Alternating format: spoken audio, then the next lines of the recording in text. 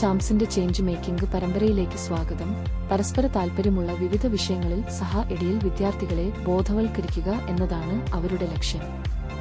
ഈ ദൗത്യത്തിന്റെ ഭാഗമായി ടിങ്കറിംഗ്, പ്രശ്നപരിഹാരം, നവീകരണം, സംരംഭകത്വം, ചേഞ്ച് മേക്കിംഗ്, മറ്റ് വിഷയങ്ങൾ എന്നിവയെക്കുറിച്ചുള്ള നിരവധി മൈക്രോ ലേണിംഗ് മൊഡ്യൂളുകൾ ടിങ്കർ ചാംസ് പുറത്തിറക്കുന്നു.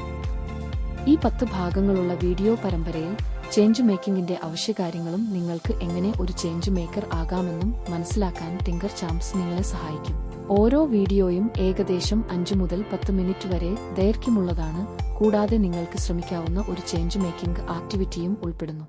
കൂടുതൽ ആലോചനകളില്ലാതെ തമിഴ്നാട്ടിൽ നിന്നുള്ള 11 ക്ലാസ് വിദ്യാർത്ഥിയും വളർന്നുവരുന്ന മാറ്റത്തിന് വഴിയൊരുക്കുന്നയാളുമായ ടിങ്കർ ചാംസ് സുവാസ്തിക് സ്വരന്റെ എപ്പിസോഡ് 1 നിന്ന് നമുക്ക് ആരംഭിക്കാം.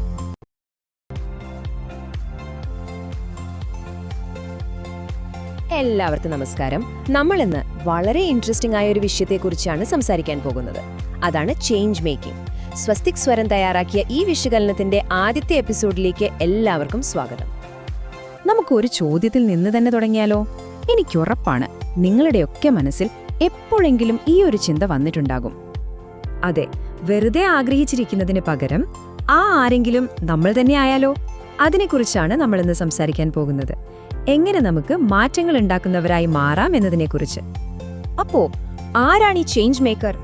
എന്താണ് അതുകൊണ്ട് ശരിക്കും ഉദ്ദേശിക്കുന്നത്? ഓക്കെ, അപ്പോൾ ഇതാണ് അതിന്റെ ഒരു ഔദ്യോഗിക നിർവചനം. സിമ്പിളായി പറഞ്ഞാല്, ചുറ്റുമുള്ള പ്രശ്നങ്ങൾ കണ്ടിട്ട് വെറുതെ ഇരിക്കാതെ നമ്മുടെ സമൂഹത്തിൽ നല്ല മാറ്റങ്ങൾ കൊണ്ടുവരാൻ വേണ്ടി നമ്മൾ മനഃപൂർവ്വം ചെയ്യുന്ന കാര്യങ്ങളെയാണ് ചേഞ്ച് മേക്കിംഗ് എന്ന് പറയുന്നത്. ഇതൊരു വെറും പ്രതികരണമല്ല, മറിച്ച് നമ്മൾ മുൻകൈയെടുത്ത് ചെയ്യുന്ന ഒന്നാണ്.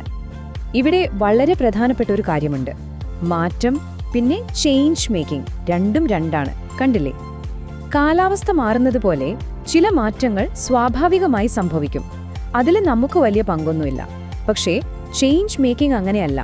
അത് നമ്മൾ, അതായത് മനുഷ്യർ, ഒരു പ്രശ്നം കണ്ട് അത് പരിഹരിക്കാനായി മനഃപൂർവ്വം ഉണ്ടാക്കുന്ന മാറ്റമാണ്.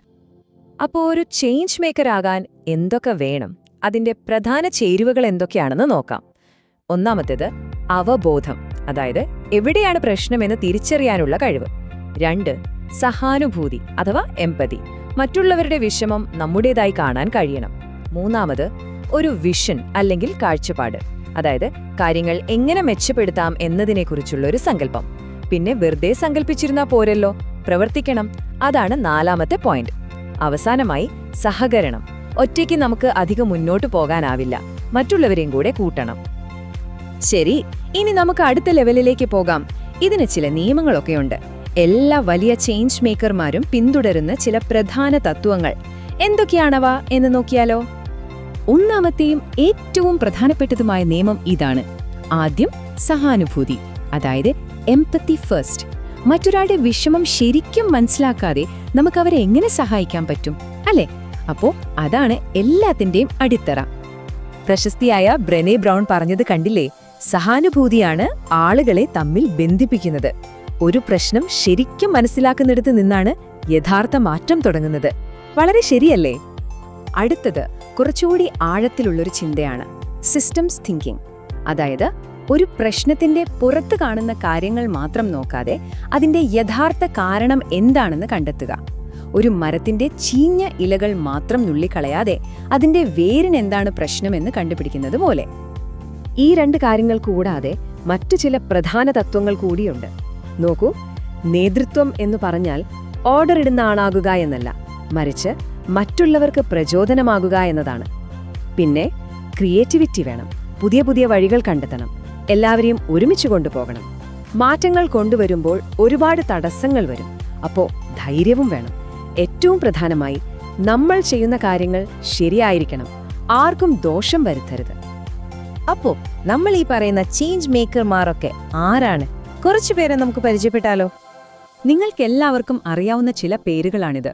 മലാല യൂസഫ്സായി, പെൺകുട്ടികളുടെ വിദ്യാഭ്യാസത്തിനു വേണ്ടി ശബ്ദമുയർത്തിയ അധീരയായ പെൺകുട്ടി.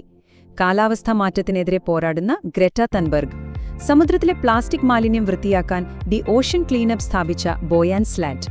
പിന്നെ ശുദ്ധജലത്തിനു വേണ്ടി വാദിക്കുന്ന ഓട്ടം പെൽറ്റിയർ. ഇവരൊക്കെ ലോകം മുഴുവൻ അറിയുന്ന ചേഞ്ച് മേക്കർമാരാണ്. പക്ഷേ ഇവിടെയാണ് നമ്മളൊരു കാര്യം മനസ്സിലാക്കേണ്ടത്. ഒരു ചേഞ്ച് മേക്കർ ആകാൻ ഇങ്ങനെ ലോക പ്രശസ്തനാകണമെന്നൊന്നും ഒരു നിർബന്ധവുമില്ല. യഥാർത്ഥത്തിൽ നമ്മുടെ ചുറ്റും ഒരുപാട് ചേഞ്ച് മേക്കർമാരുണ്ട്. ചിലപ്പോൾ നമ്മൾ അവരെ ശ്രദ്ധിച്ചിട്ടുണ്ടാവില്ല. സ്കൂളിലെ കൂട്ടുകാർക്ക് വേണ്ടി ഒരു സപ്പോർട്ട് ഗ്രൂപ്പ് തുടങ്ങുന്ന ഒരു കുട്ടി, ലൈബ്രറിയിൽ പുതിയ പുസ്തകങ്ങൾ കൊണ്ടുവരുന്ന ലൈബ്രറിയൻ, രോഗികൾക്ക് നല്ല പരിചരണം കിട്ടാൻ വേണ്ടി സംസാരിക്കുന്ന ഒരു നഴ്സ്, അല്ലെങ്കിൽ നമ്മുടെ വീടിന്റെ പരിസരം വൃത്തിയാക്കാൻ മുൻകൈയെടുക്കുന്ന ഒരു അയൽവാസി. ഇവരെല്ലാം ചേഞ്ച് മേക്കർമാരാണ്. ഇനി നമുക്കൊരു കഥ കേട്ടാലോ? നമ്മൾ ഇത്രയും നേരം പറഞ്ഞ കാര്യങ്ങളൊക്കെ എങ്ങനെയാണ് ജീവിതത്തിൽ സംഭവിക്കുന്നതെന്ന് കാണിച്ചു തരുന്ന സഹാന എന്നൊരു പെൺകുട്ടിയുടെ കഥ. ഒരു ചെറിയ ഗ്രാമത്തിലെ 10 വയസ്സുകാരിയാണ് സഹാന.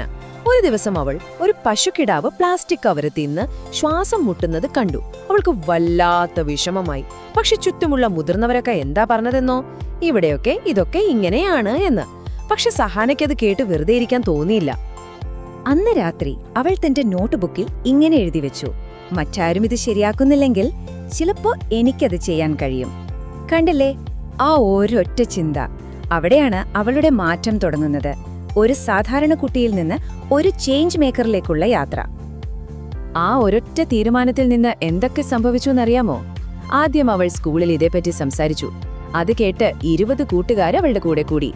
അവരെല്ലാം ചേർന്ന് ദ ഗ്രീൻ പെൻസിൽസ് എന്നൊരു ഗ്രൂപ്പ് ഉണ്ടാക്കി. അവരൊന്നിച്ച് തെരുവുകൾ വൃത്തിയാക്കി, കടകളിൽ പോയി തുണിസഞ്ചി ഉപയോഗിക്കാൻ പറഞ്ഞു. പിന്നെ അവൾ ഗ്രാമസഭയിൽ പോയി ഒരു മൈക്ക് ചോദിച്ചു, എല്ലാവരോടും സംസാരിക്കാൻ. അവളുടെ പ്രസംഗം കേട്ടതോടെ ആ ഗ്രാമത്തിൽ പ്ലാസ്റ്റിക് നിരോധിച്ചു. അതോടെ നിർത്തിയോ? ഇല്ല.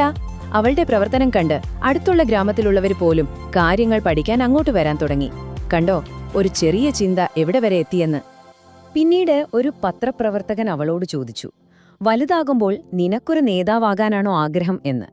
അതിന് സഹാന പറഞ്ഞ മറുപടി കേൾക്കണം: ഞാൻ ഇപ്പോൾ തന്നെ ഒരു നേതാവാണ്. ഇതിൽ കൂടുതൽ എന്തു വേണം ഒരു ചേഞ്ച് മേക്കറുടെ മനോഭാവം മനസ്സിലാക്കാൻ?